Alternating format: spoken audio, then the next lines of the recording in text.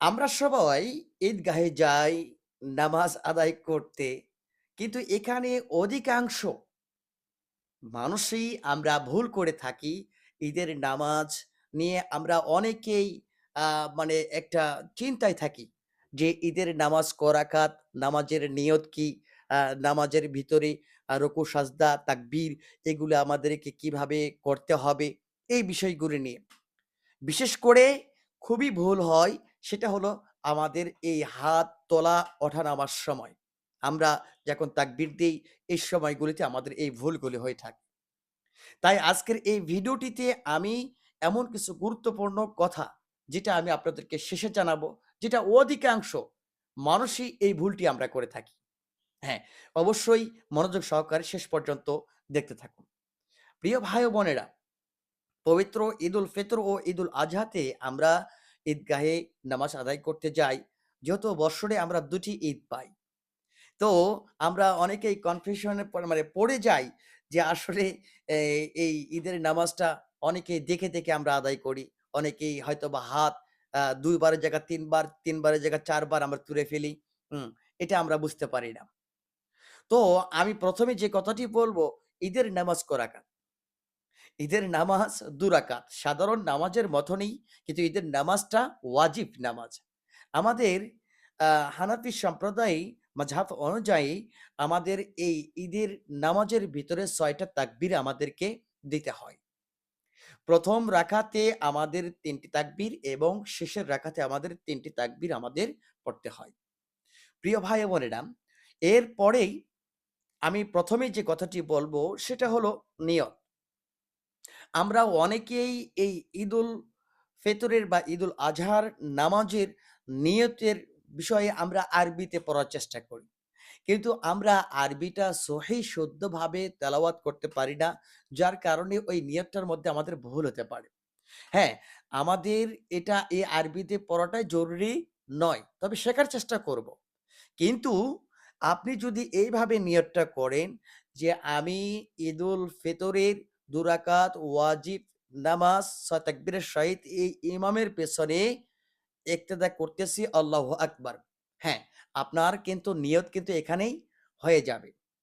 প্রিয় ভাই ও বোনেরা, এরপরে যেটা আমরা করব, ১ম এই আমরা এই নিয়তটি করার পরে ইমাম সাহেব অথবা আপনি যখন নামাজে দাঁড়াইবেন, তাকবীর দিতে হবে ১ম এই। আল্লাহু আকবার বলে আমরা হাতটি বেঁধে ফেলব। আমরা এই হাতটি বাঁধার পরে ১ম এই আমরা সানা পড়ে নিব। সুবহানাকা আল্লাহুম্মা ওয়া বিহামদিকা ওয়া তাবারাকা ইসমুকা ওয়া তাআলা জাদ্দুকা ওয়া লা ইলাহা গয়রুক। এই যে সানা পড়লাম, সানা পড়ার পরে ইমাম সাহেব তিনি তাকবীর দিবেন ৩ টি। অথবা আপনি যদি একা পড়ে থাকেন বা ২ জন ৩ জনে পড়ে থাকেন, তাহলে ১ম এ আমাদেরকে তাকবীর দিতে হবে। আমাদেরকে অতিরিক্ত যে ৩ টি তাকবীর এটা আমরা এখন দিব। তো আমরা সানা শেষ করার পরে আমরা তাকবীর দিব। আল্লাহু আকবার বলে আমরা কানের লতিফ হাতটি তুলে আমরা হাতটি ছেড়ে দিব। আর নিয়ত বাঁধব না। হাতটি ছেড়ে দিব। তাহলে ১ম বার আল্লাহু আকবার, ২য় বার আল্লাহু আকবার এবং ৩য় বারে গিয়ে ইমাম সাহেব অথবা আপনি নিয়তটি বেঁধে ফেলবেন। আল্লাহু আকবার। এই যে আমরা এভাবে আমরা মানে হাতটি বেঁধে নিব। এরপরে আমাদেরকে সূরা ফাতিহা পড়তে হবে। ফাতিহার সঙ্গে অন্য একটি সূরা আমাদেরকে মিলাতে হবে। এই যে সূরা ফাতিহা এবং ফাতিহার সঙ্গে যেকোনো একটি সূরা আপনি মিলায়া নামাজ আদায় করতে পারেন। এরপরে ১ম রাকাতে ইমাম সাহেব রুকু করবেন, সাজদা করবেন। সাজদা থেকে উঠে আমরা হাতটি আবার এভাবেই বেঁধে নেব। নেওয়ার পরে ইমাম সাহেব অথবা আপনি সূরাতুল ফাতিহা পড়বেন। ফাতিহার পরে আমরা অন্য একটি সূরা মিলিয়ে নিব। এখানেই আমরা অনেকেই ভুল করে থাকি। এই সূরাতুল ফাতিহার পরে অন্য একটি সূরা মিলানোর পরে ইমাম সাহেব যখন তিনি তাকবীর দেন আল্লাহু আকবার, তখন অনেকেই আমরা রুকুতে চলে যাই। না, এই ভুলটা আমরা করব না। আমরা কি করব? ঠিক আমরা ১ম রাকাতে যেভাবে তাকবীর দিয়েছিলাম, ওইভাবেই ৩টি আমাদের অতিরিক্ত তাকবীর এখানেও আমাদেরকে দিতে হবে। তাহলে আমরা ২য় রাকাতের নামাজের ভিতরে সূরা ফাতিহার পরে অন্য একটি সূরা আমরা পড়েছি। এরপরে আমরা তাকবীর দিব। এইভাবেই আল্লাহু আকবার বলে আমরা হাতটি ছেড়ে দিব। একবার ছাড়লাম, ২য় বার আবার তাকবীর দিব। আল্লাহু আকবার, হাতটি আমরা ছেড়ে দিব। এরপরে ৩য় বার তাকবীরের সময় গিয়ে আমরা আল্লাহু আকবার বলে হাতটি আর না তুলে সরাসরি আমরা রুকুতে চলে যাব। ৩য় বারে গিয়ে রুকুতে চলে যাব। এরপরে আমরা তাশাহুদে গিয়ে তাশাহুদ আমরা আ দরুদ শরীফ, দোয়ায়ে মাসুরা পড়ে আমরা নামাজটি শেষ করে নিব। এরপরে আমরা যে ভুলটি করে থাকি, নামাজ শেষ করেই আমরা অনেকেই ছোটাছুটি করি, আমরা বাড়ির দিকে রওনা হয়ে যাই। না, এই ভুলটি আমরা কখনোই করব না। হ্যাঁ, এই ঈদের নামাজের পরে আমাদেরকে ইমাম সাহেব তিনি কি করেন? খুতবা তেলাওয়াত করেন।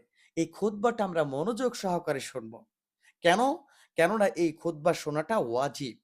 আর অনেকেই হয়তোবা আমরা ওখানে থাকি, কিন্তু দেখা যায় যে আমরা সেলফি তোলা নিয়ে বা হয়তোবা বিভিন্ন ধরনের কথা নিয়ে আমরা ওখানে আমরা খুতবার এই ওয়াজিব থেকে আমরা অমনোযোগী হয়ে যাই।